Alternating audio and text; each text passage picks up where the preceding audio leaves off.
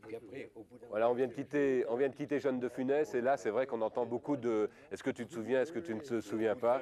Puisque, les gendarmes, ça y est, on est à l'antenne, les gendarmes, Fougas, Fougas, Merde, tu me fais chier. Fougas, on est à l'antenne, là. Non, mais on se Ah bon? Eh oui. Monsieur Lefebvre Fougas, bonjour. Bonjour. C'est vrai que c'est impressionnant quand même de retrouver tous les gendarmes ici, Jean Lefebvre, non? Eh oui, ça ne nous rajeunit pas, faut bien le dire, mais vous voyez, on est toujours en pleine forme, ça va. Vous connaissez Gerbert? Pas de problème, monsieur Gerbert, bonjour. Ils n'ont mon pas l'air de me chef. reconnaître. Mais tu n'as pas changé. Non, tu n'as pas changé. Merlot? Oui, je ne Bonjour. sais pas, moi. Il n'a pas bougé. Merlot. Toujours aussi beau, tu Oh, sais. oui, Oh, oh, si, Et oh, toujours si, amoureux. oh, si, toujours. Et puis alors, Tricard. Oui, c'est moi. Monsieur Tricard, Guy Grosso. Moi, je suis très content d'être à cette réunion d'anciens combattants. Et Berlico, Michel Modo. Alors messieurs, merci d'avoir accepté notre invitation ici pour la Belgique, puisque nous faisons un petit clin d'œil aujourd'hui à Louis de Funès. Est-ce qu'il est parti, Louis de Funès, réellement, à votre avis, ou bien alors est-ce qu'il reste vraiment présent encore dans le monde du cinéma? Michel? Il est pas parti parce qu'au fond, on en parle tous les jours et qu'il n'a jamais eu peut-être autant de succès que maintenant, puisqu'il était une époque où une certaine intelligentsia le méprisait et il en souffrait un peu, le pauvre. Et s'il était là, maintenant, il verrait qu'il devient un classique. Hein, il devient un classique. Ouais, mais je veux dire, c'est comme en politique, on ne peut pas plaire à tout le monde.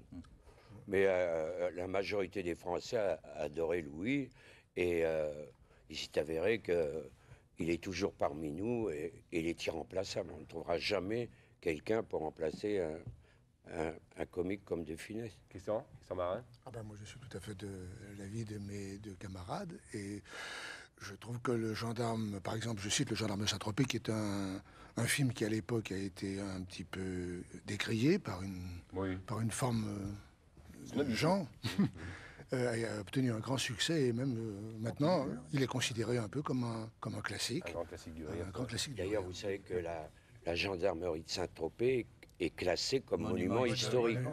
Ça devait être détruit et c'est formidable. Je suis allé à Saint-Trope l'année dernière.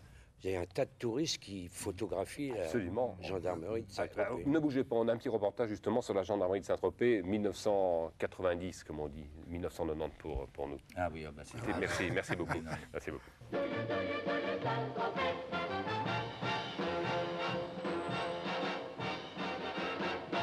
Why do you take pictures of that gendarmerie?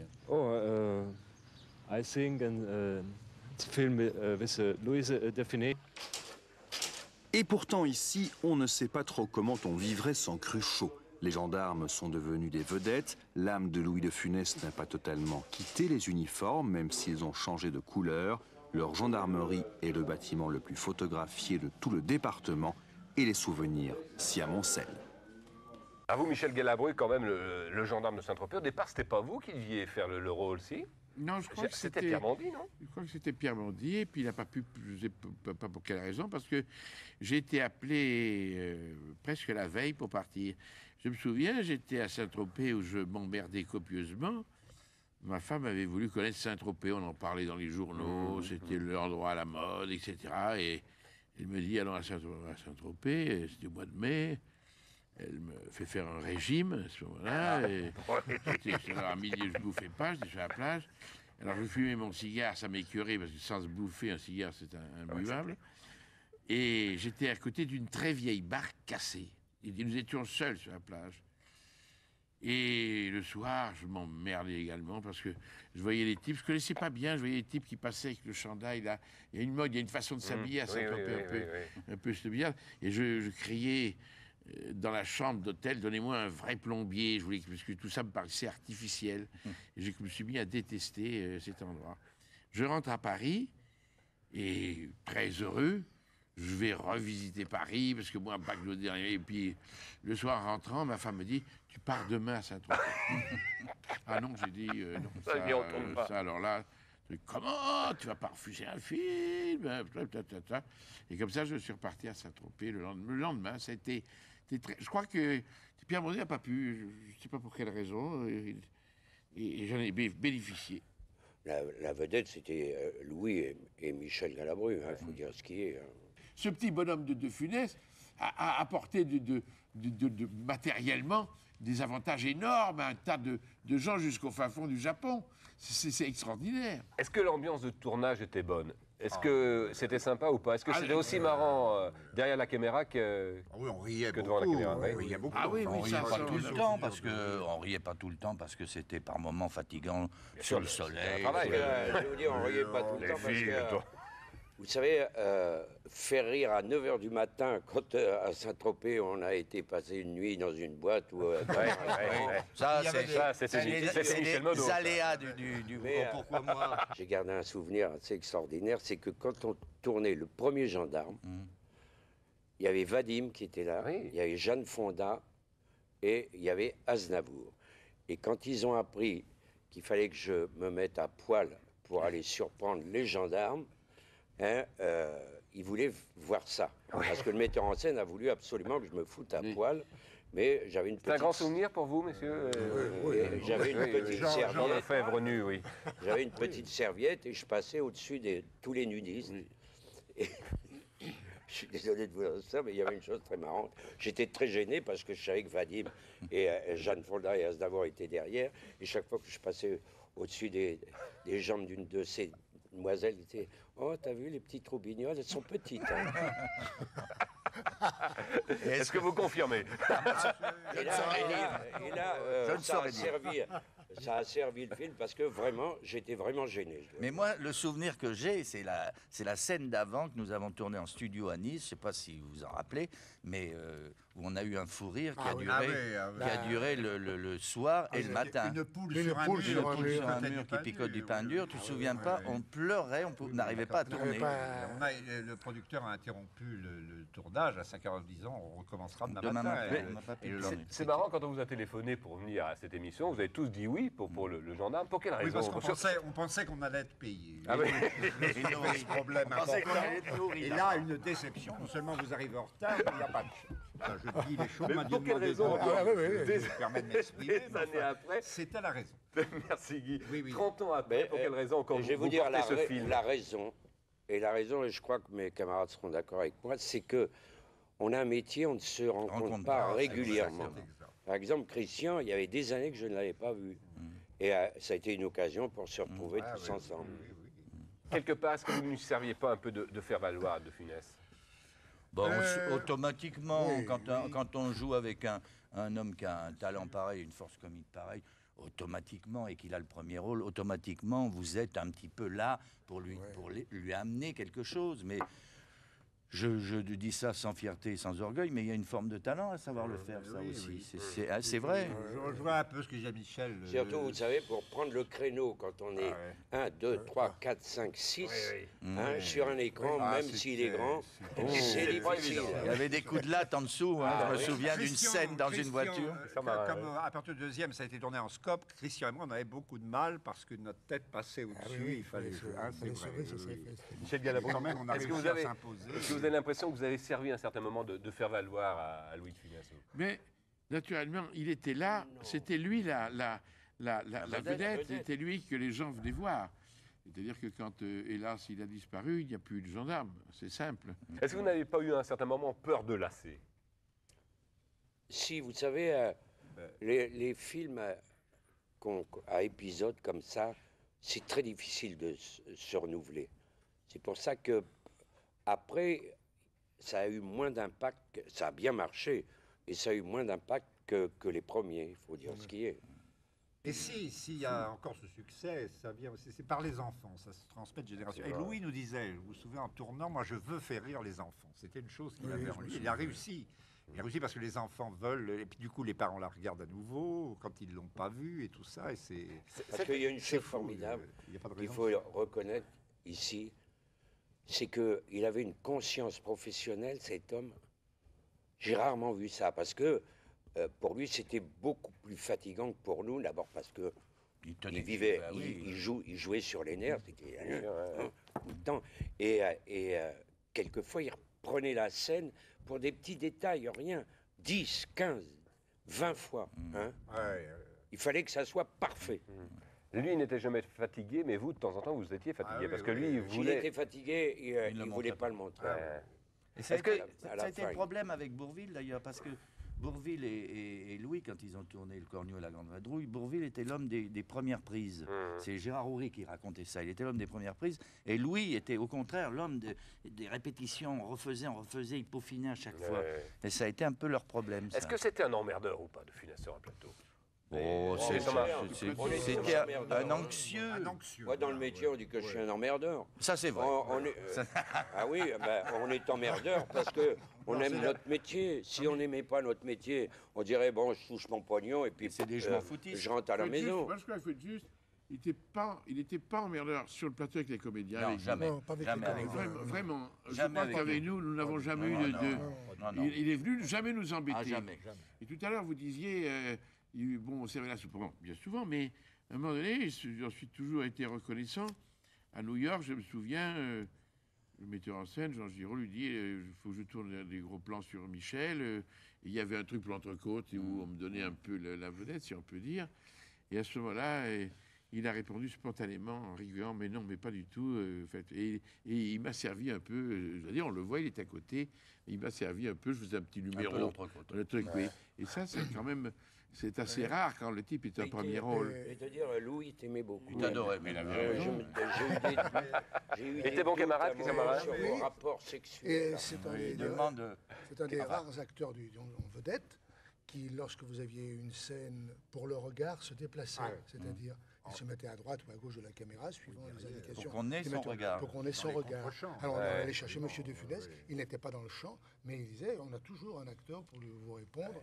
Pas de doublure dans ce cas-là. Non, il était là. lui-même. Ça, Ah oui, ça, il était formidable. Il pouvait être fatigué s'il n'était pas dans le plan, qu'il avait la réplique, il était toujours derrière la caméra. Oui, de Funès, à un moment donné, avait une réputation, pourquoi le cacher, auprès de certains, d'un homme difficile. Comme moi. Je- Mais moi, c'est vrai. Parle, je t'en prie. Non, vas-y. donc, j'ai dit tout C'est à l'heure votre qu'il avait- supérieur, hein, ne l'oubliez jamais quand même. Hein. Excusez-moi, Je t'en prie, Michel. Vas-y, Michel. Excusez- Non, mais je ne vais pas le couper. J'ai dit tout à l'heure, Oui, qu'il tu l'as n'avait dit, pas- je m'en souviens. Tu te Tu l'as tais. dit. Alors, qu'il vas-y, n'avait pas de vas-y. difficulté avec nous, que nous n'avons jamais eu d'histoire avec nous. Oui, mon petit On Michel. on n'a jamais Oui, eu oui, de. oui. Tu t'endors. Alors, Mais, attendez, il n'a pas fini. Oui, non, non. mais, Coupez pas, hein. Vous avez mais- beaucoup de mais- pellicules, ça va Tu te tais. Mais il avait, c'est vrai, il traînait derrière lui. Et j'ai compris pourquoi. Il était extrêmement timide. Et donc, quelquefois, il rabrouait parce qu'il ne voulait pas. Et j'en ai eu un témoignage parce qu'une fois, je serai très rapide parce que je vois que vous voulez parler vous aussi. Non, mais on s'endort un Je peu. serai très rapide et donc j'étais sur le studio et l'attaché de presse vient me dire merde, Louis vient de me foutre à la porte un journaliste. C'était des gens de France Inter. Qu'est-ce qu'il pense? Et je vois Louis, il était très embêté aussi. Il me dit je viens de mettre par la porte 2 journalistes. J'ai dit Louis, tu vois, chaque fois que je vais tourner avec toi, on dit oh tu vas voir, Funès, maintenant il a la grosse tête, il a changé. Et je te vois, tu es toujours aussi charmant. En tout cas, avec moi. Moi, je ne juge les gens que par rapport à moi. Je ne sais pas ce qui se passe ailleurs. Avec moi, tu es adorable et je ne vois pas du tout de changement. Et là, tu viens de mettre ces types à terre. Pourquoi? Eh bien, je vais te dire pourquoi tu as pas voulu les affronter. Parce que c'était la mort de ce chanteur-là, comme il s'appelait le chanteur qui a toujours des voitures roses, là. Fais gaffe, il y en a qui sont Moreno. morts et qui Moreno, sont Dario morts. Dario Moreno, Moreno, ouais. on venait qui venait de mourir. Les journalistes sont venus te demander quelques mots sur sa mort. Tu n'as pas su les dire, tu ne savais pas ce que Donc, il s'est dire, fâché, et tu les as envoyés balader. Ouais. Et maintenant, ils vont aller dans Paris dire que c'est l'emmerdeur. Et voilà, j'ai compris. Bon, il m'a dit, tu as raison, va les rechercher. Je suis allé les rechercher. C'est sympa. Mais sur Eh le ben, fait. tu vois, ça c'est une histoire que tu m'as piqué, ça. Ah merde. Alors là, t'as Alors, un je culot vais monstre. te dire pourquoi. Là, Je t'as un vais te culot dire- monstre. Je vais te dire T'as un pourquoi. culot monstre. Tu vois, on s'est jamais fâché pendant le film. Les mains, on va se fâcher. Tu peux demander, tu sais qui était son attaché de presse. Moineau. Moineau, le petit Moineau. Bon. Bon. Eh ben, je Un te jour, montrerai laisse-moi à finir. Moineau. Laisse-moi parler. le fils de Laisse-moi Piaf. finir.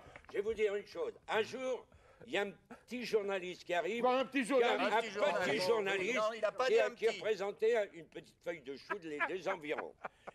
Sûrement, il avait dit à son patron, je vais avoir une interview de De Funès. Et il s'est dit, si je ne rentre pas avec l'interview de De Funès, mon patron, il va me virer. Ah, voilà, oui. Le petit mec très timide se présente Il lui dit, le matin, je fais pas d'interview. Le môme, il s'en va.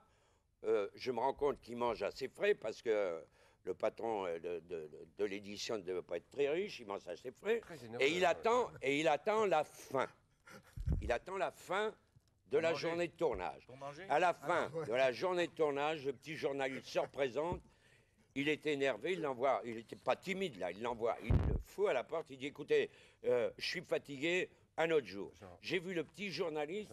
On aurait dit Charlie Chaplin partir. Arrêtez. Il y a Michel qui sort son Kleenex, il va pleurer. Oui, oui. Attends, et je te jure que c'est vrai. Non, Michel. Et il part. Ressaisissez-vous, c'est pas grave. Je dis à De Funès, laissez-moi finir parce que vous l'avez laissé parler. Oui, mais il va Je dis pleurer. à De Funès, écoute bien, tu n'as pas le droit de faire ça. Regarde, ce petit va se faire envoyer. N'oublie pas que quand tu as débuté, hein, tu avais un bon article, tu as acheté 10 journaux. Et c'est grâce à ces gens-là. Oui. Écoute bien, il me dit, t'as raison. Il est allé le rechercher, il a fait un... Et Moineau, tu peux lui dire, il vit encore, le petit Moineau. Le fils de Piaf. Tu peux lui dire... il m'a dit, grâce à vous, maintenant, il prend tous les journalistes. Et il devait m'offrir un gueuleton qu'il m'a jamais offert. Voilà. S'il Eh bien, je écoute suis là- Alors, je vais te dire une chose. Oui, je non, vais te non, dire une Michel. chose. Non, c'est pas la Je peine. vais te Enfin, dire une Michel. chose, une dernière.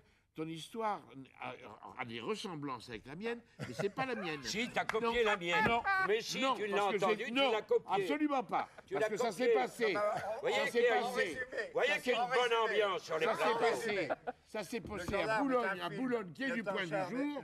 Et la sienne, c'est pas Là, passé ça là. s'est passé à Saint-Tropez. À Saint-Tropez, moi, ça Mais s'est toi, passé. tu l'as adapté. Non, à quai du absolument point du pas. jour. Mesdames, Ça s'est messieurs. passé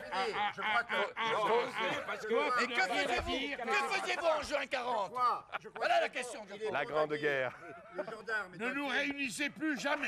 Le gendarme est un film où régulièrement De Funès renvoyait les journalistes et où régulièrement nous allions les rechercher. Voilà. Pour avoir, nous, un petit article. Voilà. Il y avait chez nous une veulerie telle apparaître dans la presse. La vérité est rétablie. Est-ce que c'est vrai que vous êtes engueulé avec De Funès, Jean Lefebvre, pour le dernier, non?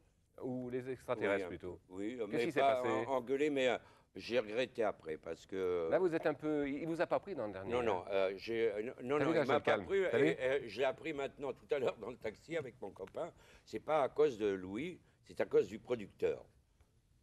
Parce que c'était le dernier que j'ai tourné, c'était lequel? Le quatrième, je crois. C'était En balade. En balade. En balade. J'avais tourné des scènes, beaucoup de scènes, et on va, et moi je peux pas me retenir, on va à la Générale, à projection, c'était au Gaumont, hein, et je vois le film, tout ce que j'avais tourné, il n'y avait plus rien. Tout était coupé. Alors le producteur était derrière moi, mais j'étais peut-être pas bon, mais il fallait me le dire, merde. Puis j'étais pas mal quand même. Bon, je me retourne vers le producteur et devant tous les journalistes, Ah oui, ça, ça a été. je me mets à hurler dans la salle, à la Ah ouais. Générale. Ouais. J'ai devant tous les journalistes que le Dont le producteur petit que je journaliste dont vous connaissais parliez bien, tout à l'heure. je lui D'abord, les dis, journalistes. je lui J'étais allé dis, rechercher d'ailleurs. je lui ai dit, je t'ai escroqué. Parce que tout ce qui a été dans ce que j'ai tourné, tout a été coupé. Et pour le prix que tu m'as payé, je t'ai beau, escroqué. Oui, mais Et alors, laisse-moi finir. le film a marché. Et alors Le film a marché? Non, on se souvient pas. Enfin bref, il a C'était les marché. meilleures recettes, je Non, crois. non, c'est-à-dire que j'étais frustré. Et après, Louis m'a dit, c'est pas moi, c'est le metteur en scène. Et le metteur en scène m'a dit après, c'est pas moi, c'est Louis. Alors, savoir qui Ah oui. c'est sûrement pas Louis. Après, j'ai fait Vous l'avez mon mea regretté après. culpa. Je me suis dit, Moi, j'ai le peut-être bon- été trop loin. Laisse-moi finir. Mais tu Et finis alors, jamais, évidemment, c'est ça, après, le producteur, qui était un copain, on n'a plus été copains après. Il s'est fâché, et j'ai pas fait les autres gens. Eh oui, Je dois dire au nom de tout le monde que tu nous as beaucoup manqué pendant le Sois 5e. pas Oh, Je dirais ça. pas faux cul. Non, Sois pas faux cul. Non, il y avait comme un grand vide. c'est vrai que t'étais petit. Il y avait un vide. si. Non, c'était trou. Vous voyez, c'était une grande famille, le tournage. C'était une grosse faute. Merci, Oui. merci. Bon, bon, D'ailleurs, on Ça pourrait va, ça reprendre va, ces ça scènes va. que tu as tournées et les remettre. Si on pourrait refaire un film avec les chutes. La conclusion, c'est de vous demander si De Funès, à votre avis, va rester à la postérité comme acteur comique. Ah, moi, pour moi, oui. Ouais. Pour moi, Il oui. est des grands. Certain. On C'est en un parlera bon tout le acteur. temps. Vous, Michel? Et oui, et il faut, parce que Et grâce nous à lui, aussi, nous restons. Nous aussi. On ne va pas montrer toujours des scènes où il est seul, donc on sera obligé de nous voir. Et nous aussi. Il avait un comique à lui très particulier, À lui, qui est inimitable. comique à lui, à ah bon, lui, j'ai à compris. lui, Il est à un lui. comédien irremplaçable, Oui, Bourville, De absolument. Funès, Vous, cher Christian? Lino Ventura. Ah oui, Et je vous, suis un pas jour, d'accord. quand vous Oui, serez plus là, vous le savez. fait, Nous, Pas Frère, maintenant. Galabru. Maintenant, attends un peu. Votre avis, Christian Marin, il va rester à la postérité, De Funès? Ah, moi je le crois, je Ouais. suis persuadé. Moi, je le pense. Il va rester à la postérité comme presque un héros de bande dessinée. Est-ce que quelque part, dans votre jeu d'acteur à tous, est-ce qu'il vous aide encore? Est-ce qu'il vous a amené quelque chose réellement? oui. Ah, moi, il m'apprenait beaucoup, parce Ah que oui. moi, je suis assez feignasse et je jetais mes scènes comme ça. Et je voyais que je me disais, il ne fera jamais rire. Qu'est-ce qui se crève la patate, là? Cette phrase est anodine, il n'en sortira rien. Et au bout d'un certain Nombre de répétitions, répétitions. il arrivait à en sortir quelque chose, c'était extraordinaire. Il nous a confirmé dans la sincérité, parce que on dit de lui, comédien enfin des gens comme qui toi, Attendez, Jean, Tu veux en venir où? attendez, Tu veux en venir où? on va en venir aux mains, là. les gens. On va en venir aux toi, mains, tu dis Scunezo. ça. Eh oui, alors tu veux en venir où? là, Eh que ben, la je vais en venir où? Tu vas pas te fâcher. Oui. Parce que tu as une personnalité, t'as pas besoin d'aller chercher des conseils chez quelqu'un. tu as Je suis raison. désolé. Tu arrives. Voilà, Alors, Guy Grosso. Ce que je voulais dire, c'est qu'il nous a- c'est vrai, on pense à lui, surtout dans la. C'est un comédien extrêmement sincère. Et son jeu était dans la sincérité. Ses critiques disent, Lui, trop les intellectuel, détracteurs disent qu'il en faisait beaucoup, peut-être, mais il en faisait dans la sincérité. Quand on tourne, moi je sais pas, moi, je pense toujours à être le plus sincère possible, comme je suis en t'as ce du moment, mal, hein. d'ailleurs. Merci, Jean Lefebvre. Voilà. Quand on en fait que c'est voilà, ça paraît voilà, naturel. eh ben, c'est ce Regarde que je Galabru dis, au c'est- théâtre. On n'en fait jamais trop. On en fait mal peut-être, Non, quelquefois, Galabru, mais on n'en fait Ça jamais soit trop. fait, Pourquoi bien Dites-le Galabru, on y croit. qui est un acteur extrêmement pas discret, Michel. Gerbert, Fougas, Tricard, Berlico et bande de Merlot. pédés, c'est Oui. Pouvez-vous, devant la caméra Oui, maintenant. retirez notre pantalon. Non, pas retirer votre pantalon. Oui. Comment Il veut chanter- je savais Vous qu'il la allait le connaissez, la faire. chanson? La la la la la la la la la la. La la la la la la la la la la. La la la la la la la la la la la. Alors on se retrouve toujours depuis Paris, ici depuis la Défense, où j'ai réuni il y a quelques instants tous les gendarmes. J'ai demandé à Grosso et Modo de rester encore près de nous, parce qu'effectivement, Grosso et Modo, et ce sont les coachs de De Funès, c'était vraiment les porte-bonheur de Funès. Et puis aussi, près de nous, un monsieur est venu nous rejoindre, il s'appelle Jean-Jacques Gelot-Blanc, il a écrit ce livre sur Louis de Funès, ce livre qui semble être vrai, puisque tout ce que vous racontez dedans semble être confirmé par la famille de Funès. Oui, par Jeanne. Oui. Je ne l'aurais pas écrit d'ailleurs si j'avais pas eu la L'aval. bénédiction et l'aval de Jeanne. Hein, je veux dire. C'est vrai qu'il a fallu l'apprivoiser assez longtemps, mais que, aux lectures de ce que j'avais fait auparavant sur Bourville, sur Fernandel, elle m'a fait confiance. Et on est parti, sinon ensemble, on est parti. Il y a Houry aussi qui a beaucoup relu de choses pour corriger les éventuelles inexactitudes. Il est bien évident que les années ont passé et qu'il faut un petit peu souvent affermir et arrondir Bien les sûr, angles et bien tout sûr. compiler, tout vérifier. Alors revenons à Grosso et Modo. Oui, ah oui, voilà. Ça, Guy et c'est- Michel, ça, c'est vrai, c'est une bonne c'est vrai que De Funès avait besoin de vous dans ses films. C'est vrai qu'il vous demandait chaque fois. C'est vrai que quelque part vous étiez son gage de réussite. Oui, il n'y avait pas que ça aussi. Hein. Il y avait ça, peut-être, mais il y avait aussi une grande amitié. Ça, c'est un fait qui nous ravissait. Nous, il nous aimait beaucoup. Moi j'adorais Louis. Il me faisait beaucoup rire, mais on avait aussi une complicité, puis aussi la veine de le faire beaucoup rire aussi. Donc, il y avait cette complicité, il y avait ce besoin de se retrouver. Et disons que dans le travail, c'était la meilleure façon de se voir tout le temps. Comment était-il, Guy et Michel, comment était-il véritablement Louis de Funès? Bon, il y a ce côté qu'on vient de développer de Louis, toujours un petit peu, bon, on ne trahit pas les secrets, mais est-ce qu'il était vraiment comme ça? Est-ce qu'il était... Je parlais de son côté emmerdeur tout à l'heure avec Galabru. Est-ce qu'il l'était un peu? Il l'était quand même. Il faut dire qu'il pouvait l'être, mais il faut dire que c'est un homme qui portait le poids du tout le budget du film. C'était l'homme qui portait le poids de la carrière du film, du succès du film. Donc, c'était pas du tout un film avec De Funès sortait, on disait pas le film est mauvais, on disait vous avez vu le dernier De Funès, il s'est cassé la gueule, ou vous avez vu, c'était lui qui était responsable, qui se sentait responsable. Donc il faisait tout, il voulait tout voir, il voulait tout connaître, il voulait comment dirais-je, diriger. Et bon, alors par moment, ça pouvait passer pour quelqu'un qui emmerde tout le monde, mais c'était comme ça.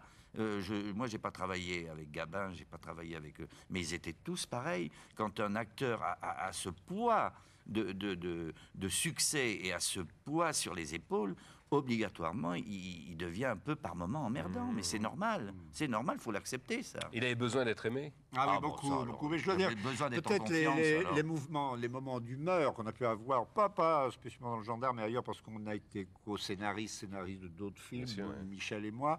Et c'est vrai que 2-3 fois, on a été un peu en pétard pour des trucs. Mais alors, moi, j'assimile ça plus à des scènes de ménage qu'on avait ensemble dans un couple qui s'adore, en fait. Alors, dans tous les couples, il y a des scènes comme ça. Et c'était ça un peu. Mais sinon, les retrouvailles étaient belles. C'était un inquiet, typiquement un inquiet. Sa carrière, après sa crise cardiaque, sera calme sans être tout à fait reposante, puisqu'il y aura L'aile ou la cuisse, qui a été un des grands moments de son après-maladie, je vais dire. Moi, je l'ai connu à cette époque. Et là, vous racontez L'aile ou la cuisse. Vous racontez, par exemple, que dans le film, il était au régime et qu'il ne devait absolument rien toucher au fameux plat de Le Nôtre qui lui était amené. Oui, non, mais c'est vrai que Zidi m'a raconté des histoires absolument fascinantes là-dessus. C'était quelqu'un qui pouvait se priver de beaucoup de choses et qui pouvait effectivement, je dirais, c'était un asset, je veux dire, dans son travail. Moi, il y avait quelqu'un qui l'adorait, c'était Chaplin, c'était Keaton, c'était des gens comme ça. Et il leur ressemble quelque part parce qu'il a cette façon de gérer, il a eu cette façon de gérer sa carrière qui est extraordinaire. Et par rapport à ce que vous disiez tout à l'heure, il y a un truc qui m'a étonné. J'ai pas vraiment, j'apporte un peu des réponses dans l'ouvrage, mais par rapport à Gabin, par rapport à Fernandel, par rapport à les gens comme ça, ils ont tous été coproducteurs de leurs films. Et lui, curieusement, ne s'est pas lancé dans la production et n'a pas géré sa carrière. C'est-à-dire qu'en 63, quand ça a éclaté, quand il est devenu le phénomène qu'il est devenu, il n'a pas du tout géré financièrement sa carrière. Et même, je dirais, j'en ai parlé avec Jeanne, elle m'a dit parce qu'il ne s'intéressait pas à l'argent. Est-ce qu'il n'aimait pas quand même un petit peu l'argent, non? Non, deuxième degré. Il en parlait beaucoup. Il avait toujours quoi, 20 balles sur lui, 30 balles, il n'avait jamais, non.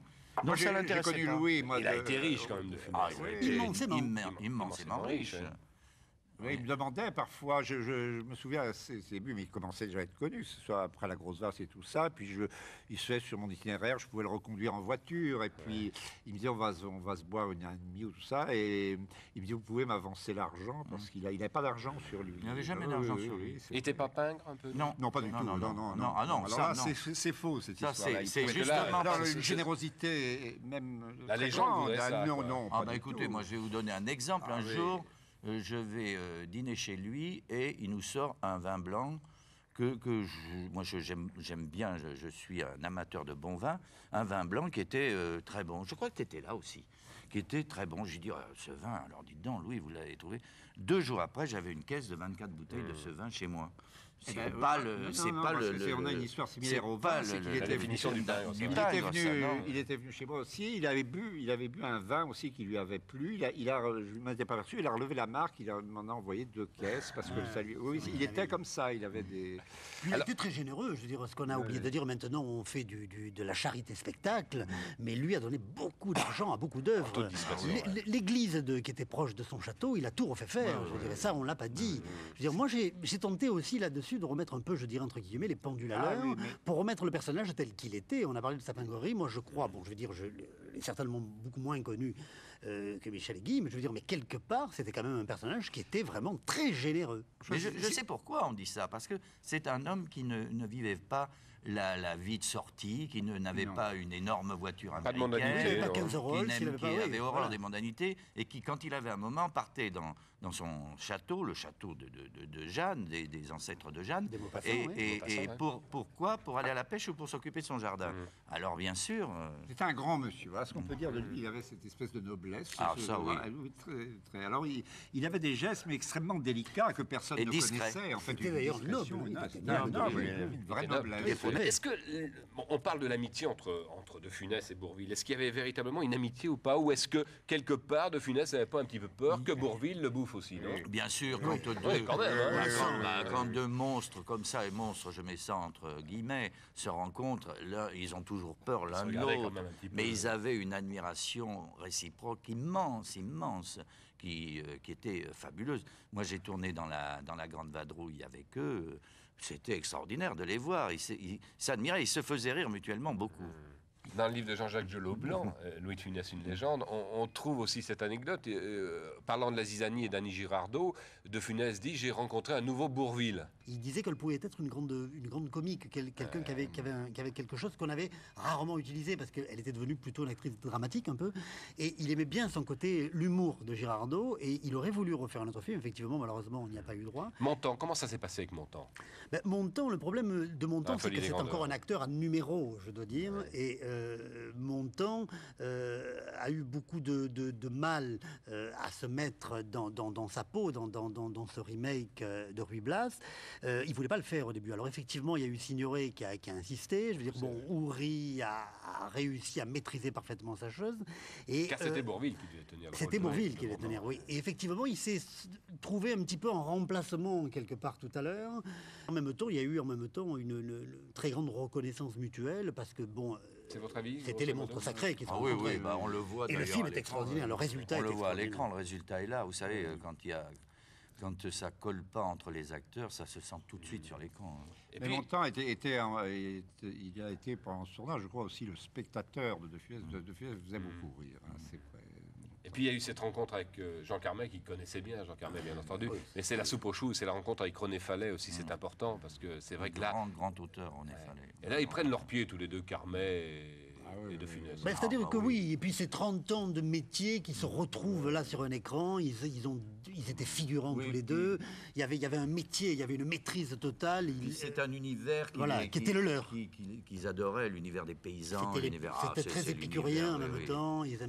Comment on faisait ces flatulences-là, ces paix? Comment ça se passait? Vous racontez dans le bouquin? Oui, il y a eu. Tu sais, Michel, comment on faisait? C'était en fait des trucages. Il y a eu des trucages. Et ils ont engagé des bruiteurs pour faire effectivement toutes les flatulences. Mais alors là, ils parlaient entre eux quand même. Ça, c'est pas tout à fait le mien. De Funès même était à la limite gaulois, non? Oui, très grivois. Très grivois. Faites-moi un autre paix, c'est pas tout à fait mon paix, ça. Carmet en rajoutait. Dans la soupe aux choux, il y a la denrée qui est jouée par Villeray, qui est le martien. C'est de moi, ça. C'est de toi, ça. Oui, c'est de moi, j'en suis très fier. On riait toujours avec Louis et je lui faisais le dindon tout le temps. Et je lui faisais ça sans arrêt. On va faire un gros plan sur Michel quand il fait ça. Voilà. Voici, pour la première fois à la télévision belge, Modo dans le dindon. C'est une très belle pièce, d'ailleurs. Voilà, alors je faisais ça sans arrêt. Et quand ils ont tourné la soupe aux choux, c'est De Funès qui a dit à Villeray, faut que vous fassiez comme fait Modo. Quand vous parlerez comme ça. Et un jour, il est interviewé, j'étais en tournée, et il est interviewé, on avait la radio dans le car.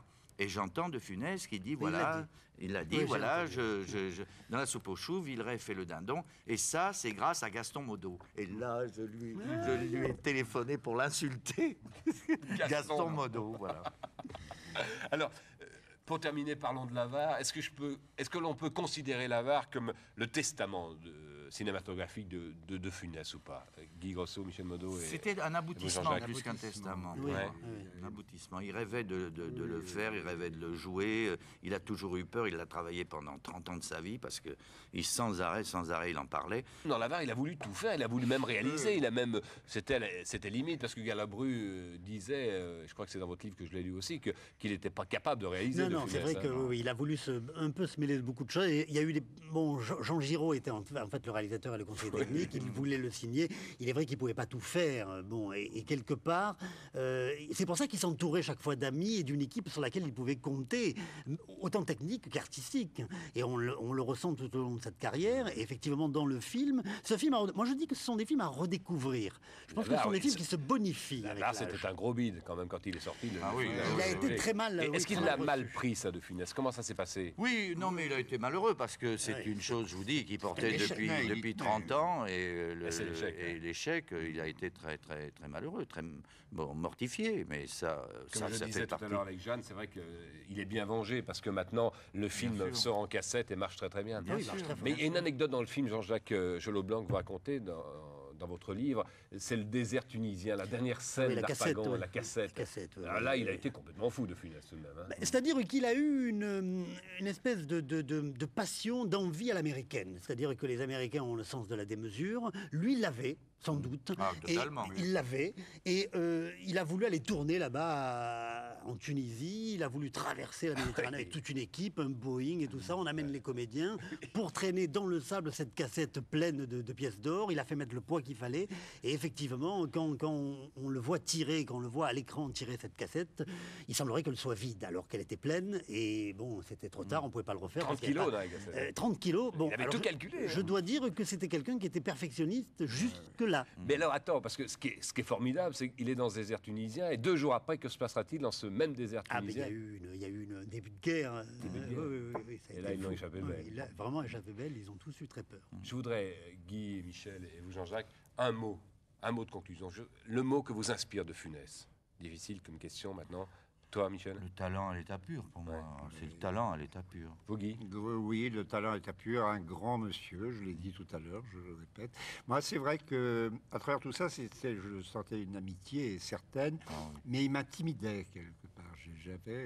Il me forçait au respect tout le temps, et avec la timidité que ça implique quand j'étais devant lui. On plaisantait beaucoup, mais il y avait toujours parce que on était devant quelqu'un. On n'a jamais tutoyé, ni l'un ni l'autre. Non, on n'a pas pu. C'était- Je ne pouvais pas Oui, tutoyer moi non de plus. Funès. Il me l'a dit une ou deux nous fois, il m'a dit, rendait- mais allez, on se tutoie. J'ai dit non, Louis, Non, je non, peux moi non pas. plus, impossible. Et ça, c'est. Et lui, tutoyait c'est ou pas? significatif. Non.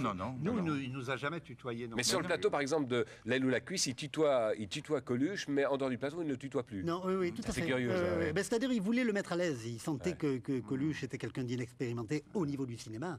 Il sentait sans doute ce qui allait se passer plus tard avec Ciao Pantin, des choses comme ça. Votre mot sur de Funès, et puis après, je voudrais amener une conclusion. Moi, je dis, pour moi, c'est un génie du comique. Je veux dire, c'est quelqu'un à qui on aurait pu faire jouer le bottin mondain. Il l'aurait fait avec un talent démesuré. Alors, c'est vrai que dans ce métier, souvent, vous vous embrassez, les comédiens, vous êtes très chaleureux les uns avec les autres. Et lui, Louis de Funès, il détestait embrasser. C'est vrai ou c'est pas vrai, ça? Oui. Oui, parce qu'il- d'ailleurs, il n'y a jamais eu vraiment une scène d'amour dans aucun de ses films, en plus. Ça, Il avait une ça passion. l'intéressait Il pas. avait une passion pour Jeanne. Ah, total. Ça a été Sans Jeanne, est-ce qu'il aurait pu faire, sans Jeanne de Funès, son épouse, il aurait pu faire cette carrière? Peut-être pas. moi, je peux crois pas qu'elle a dire été parce que- très importante. Moi, je le Voilà, dis, ce qu'il y a, oui, c'est que De Funès avait ce talent qui serait sorti de toute façon, parce qu'un talent aussi grand, c'est extraordinaire. Mais Jeanne l'a énormément aidé, l'a énormément soutenu dans la vie, dans les moments difficiles, comme dans les moments de triomphe. Et ça, c'est très important. C'est-à-dire qu'il avait cet appui familial et affectif qui était important pour lui et qu'il faisait rejaillir sur nous tous. C'est-à-dire que c'est vrai qu'on avait cette sensation de famille quand on est avec lui et qu'il avait... il vous voyait un peu, je sais pas, il y a des jours on est un peu mal et tout ça, il venait, il le voyait tout de suite, il était un observateur extraordinaire et il s'en Il avait apercevait. un œil. Et il ne venait pas en Le disant veiller, qu'est-ce quoi. qu'il y a, ça Ah ne ouais, va pas, ouais. pas du tout. Il venait vous dire un petit mot. C'était comme le mot ça, et- juste. C'était le mot juste, exactement. Ouais. Merci à tous de nous avoir suivis pour ce spécial de Funès, une Merci. émission spéciale aujourd'hui dans C'est bon pour une fois. Louis de Funès, vous avez 80 ans, vous n'avez pas pris une ride.